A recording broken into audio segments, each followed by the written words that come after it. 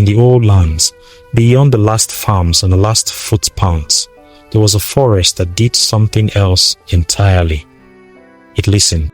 Every child in the village grew up hearing. The forest does not speak to everyone. In that same village lived a young man named Ade. Ade was not poor, but he was not satisfied.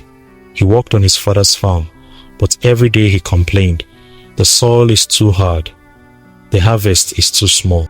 While other young men laughed in the evenings and shared palm wine, Ade would sit quietly staring at the houses of the wealthy families. He wanted more. One evening, as the sun was sinking, Ade overheard two old men speaking. The forest has begun speaking again. Someone entered last week. He came back with silver coins. Ade did not sleep that night. The next morning, before anyone woke, he took a small bag, a cutlass, and walked toward the forbidden path. The forest was colder than he expected, cold like something was watching. The trees were tall, too tall. The air was thick. Adeo! He froze. No one was there. Adeo! The voice was soft, calm, familiar.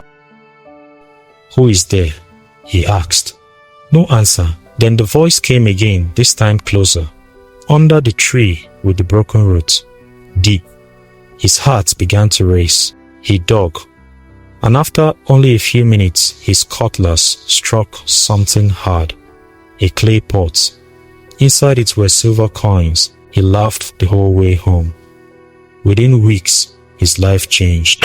He repaired his father's house. People began to respect him. But the forest was not finished.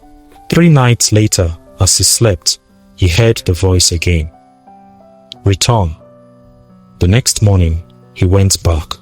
Dig deeper. He found gold. Now the village began to talk.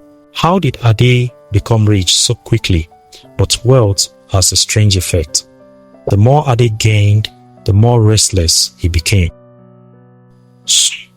Farming felt like a waste of time. Friends became distractions. Family became noise. All that mattered was the forest. Voice changed. It was no longer calm. His hands shook. Then he saw something that froze his blood. Among the trapped faces, he saw the man who returned with silver coins weeks ago. Still digging, still searching, eyes empty, voice gone. That was when Ade understood. The forest never gave wealth.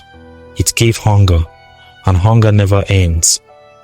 Days later, some said he ran away, some said he was attacked. But one old woman walked to the edge of the forest. She listened, then she shook her head. The forest did not take him, she said. He followed his desire too far.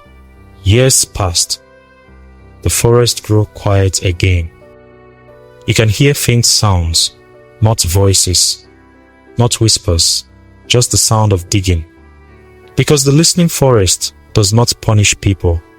It only gives them what they keep asking for, and some desires have no bottom.